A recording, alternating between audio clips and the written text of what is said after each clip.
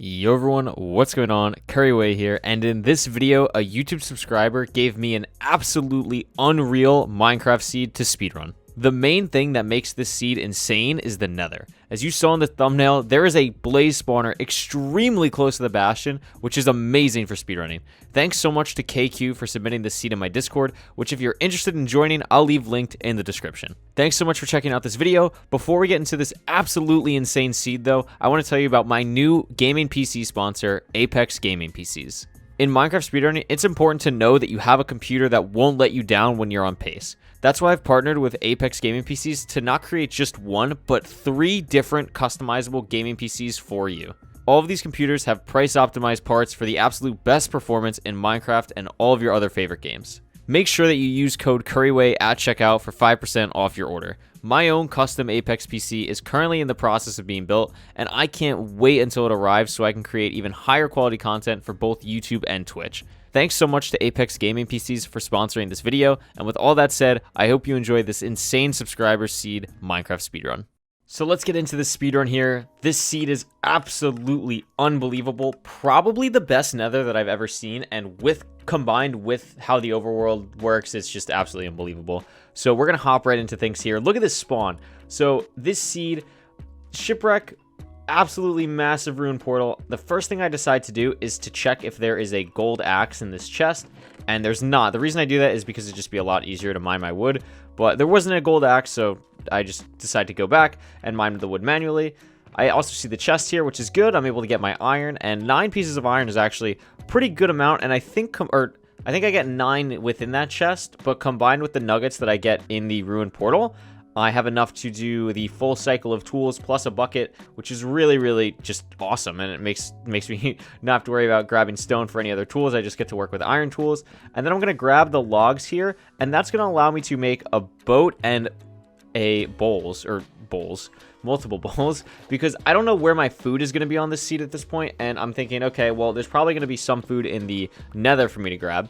Then all I'm going to do is I'm going to make a portal here, and I'm going to start filling in the water cast with lava for obsidian. So something that I'm going to do here, and I think people should do, is grab all the gold blocks here. And the reason that I think that's smart is you always, if the gold blocks are like accessible to like a reasonable degree, which these are, this is like super easy access for these gold blocks, why not just grab them? Like, obviously, yeah, I'm still going to go to a bastion later, but they're right there, and having those gold blocks allows me to make a helmet right now. It also allows me to make a pickaxe, which I'm going to do, and I'm entering the Nether with an insane amount of gold at 130. The only thing I really need is food, and I'm going to enter here and instantly see mushrooms, and also instantly see a fortress, and I'm like, wow, this seed is just crazy. Like, I can't believe someone actually rolled this seed in RSG. I see that I have a bastion somewhere, and I E-ray, and I realize that the bastion is behind this wall, so I'm like, okay, cool. All I'm gonna do is grab some wood here, because I need wood, since I only had wood for the bowls and the boat before, and now I'm gonna be able to have that, which gives me some building blocks. It gives me blocks to craft beds with later, along with just regular building blocks. So I'm gonna start going around this, and I instantly see a stables bastion, and the top part is triple chest. The first thing I'm gonna do though is grab these mushrooms that I saw to the right, because that allows me to have food for the rest of the run, which is really nice. And since I have so much gold already, it makes triple chest stables as a route so reliable. And if you missed it, which you'll see right now, you can see that there's actually a fortress on, like, basically going through this bastion. So there's a second fortress with this bastion. You can see it now. But before I do triple chests, I decide to check the chests here, because they're super easy to access. And I actually get a gold block in one of them. So now I'm going to have even more gold.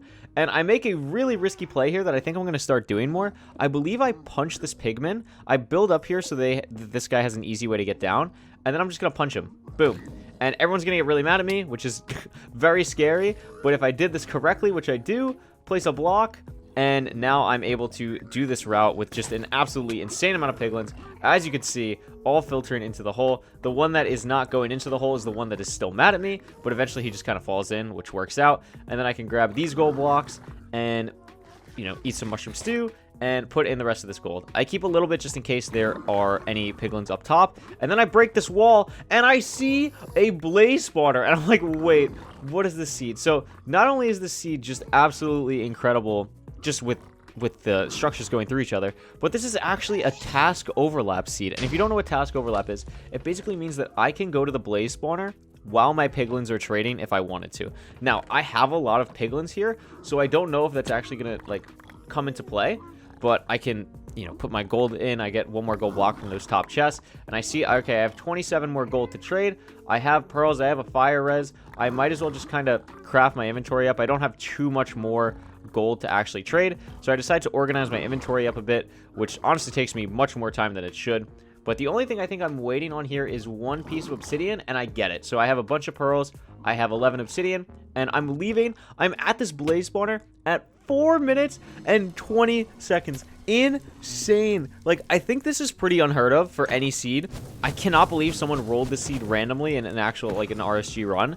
This is just completely absurd. I've never been on anything close to this pace. I think the closest I've been on is I've been in a fortress multiple times at around like 540, 545, but never the blaze spawner at that pace. And I'm literally, not only am I at the blaze spawner, but like I'm there a minute earlier. So just absolutely wild. Right now I'm crafting a bed to blaze bed, even though I already have 3 rods. I still think it's definitely worth doing, but 2 blazes actually spawn here, I think. Yeah. So I decide to kill them as well before I blaze bed. I believe I have 4 rods. I wasn't counting. I almost misclicked my bed there. And I'm going to blaze bed. Boom. And that makes my life much easier to get more blaze spawns. So all I need to worry about now is basically where I'm going to be building my blind travel portal. But since I checked my coords when I entered the nether, I knew that where I was standing was still pretty close to spawn. So I don't even bother checking my coords for my portal. And I'm just going to chuck a pearl out of here. So I want to try and push my coordinates farther out. I'm at 5 rods right now, and I'm going to kill this 1 more blaze, and it does not drop. Now, something that I know about this seed that even though I'm running it randomly, I'm aware of because of the person suggesting the seed, they let me know that it is a 0i. So I want to play this seed pretty cautiously. So I want to try and leave on 7 if possible, but I'm not going to force it. If I have to leave on 6, I'm going to leave on 6 and hope I just don't get really unlucky, right? So that guy decides to just tunnel down and leaves me. So I'm like, okay, that's whatever. I'm gonna kill this blaze. It doesn't drop. Kill that one, it drops. And then I have 2 more blazes. I'm like, I'm gonna try and kill them for a 7th rod, but if neither of these drop, I think I'm still going to leave anyway. That was basically the thought process in my head. I know that there's solid ground underneath me. I kill the blaze, it doesn't drop, and I decide, okay, it's probably best that I still leave at this point. So I'm going to organize my inventory. I'm kind of waiting, hoping maybe I can just waste a little bit more time organizing my inventory, be like, oh, well, maybe I'll get another spawn. And it's only 1, so I'm like, okay. Are you going to drop? No. And I decide, yeah, it's time to just get out of here. And I'm leaving this blaze spawner at 640, which is insane pace. I believe the fastest blaze, or the fastest blind travel ever is like 5, or not 5, excuse me. It's like 644-ish, some like 640 time. And the fact that this is like on pace with that after not amazing blaze rod drops is insane. So we're leaving the nether sub 7. I spawn in a cave. My blind cords were pretty good.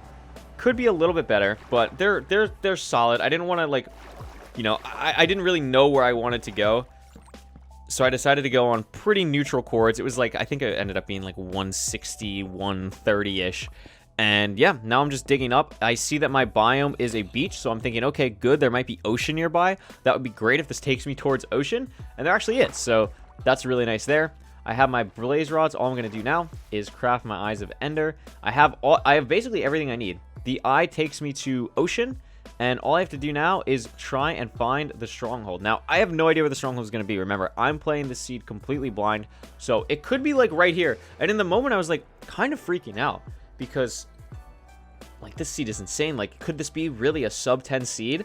And I don't see anything around here. I have 2 render distance here to get a dolphin. Basically the way this works is that if you put your render distance to 2, there are more chances to spawn a dolphin, and I actually get one here, which works out really well. That was basically exactly what I wanted to do.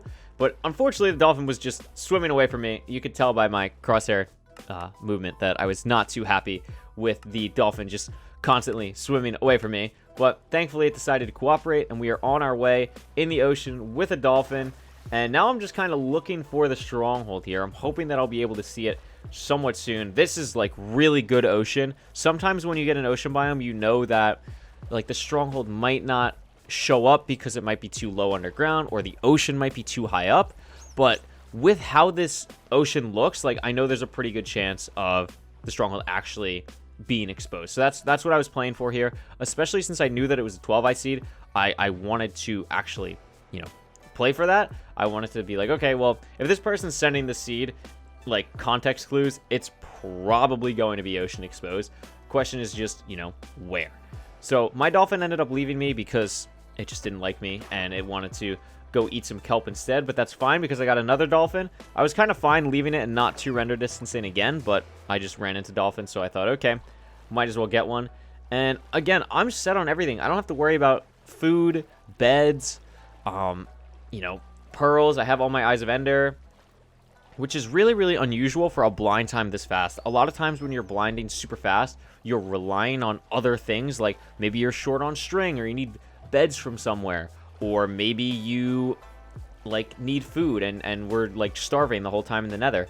But luckily I had a bunch of mushrooms. The seed was really good with that, so it was actually fairly easy to play, to be honest. And it ended up, you know, being relatively straightforward as a whole as a seed.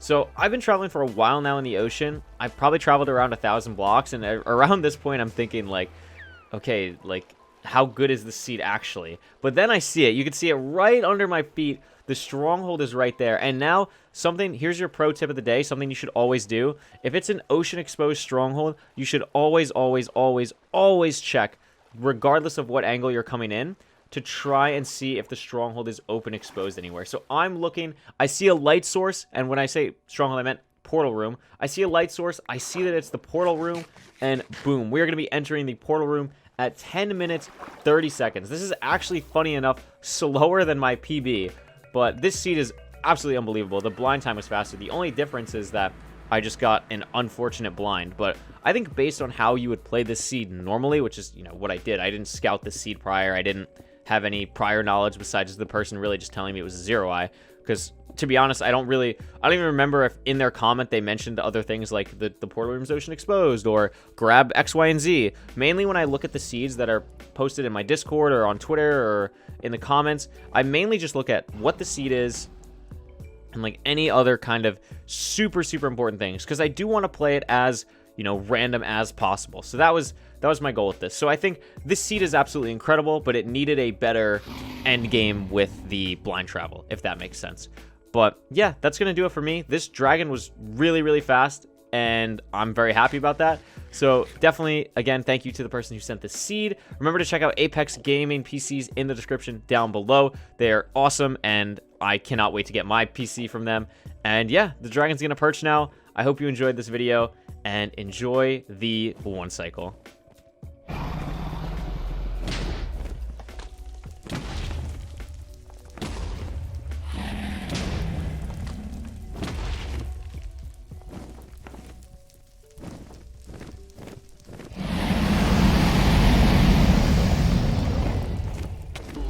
Oh my god, that was such a low angle.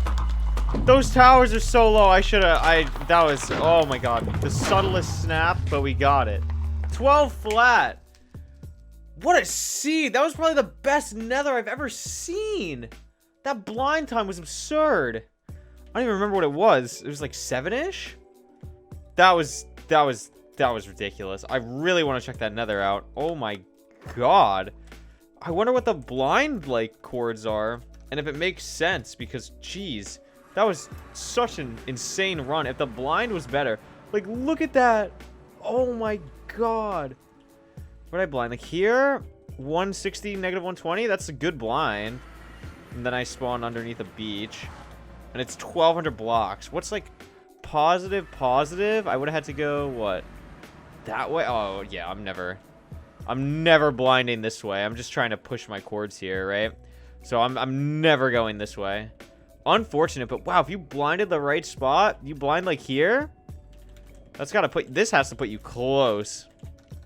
You blind like right here, or even like in that part of the fortress. I gotta be close. 200 blocks. Oh my gosh. It's right there. What a seed. And always check for an open exposed portal room. Always, always, always. I saw that light. Boom. And we're in. Thank you all so much for watching. What an insane seed. And yeah, I guess I'll see you all in the next video. I don't know how we top this one though.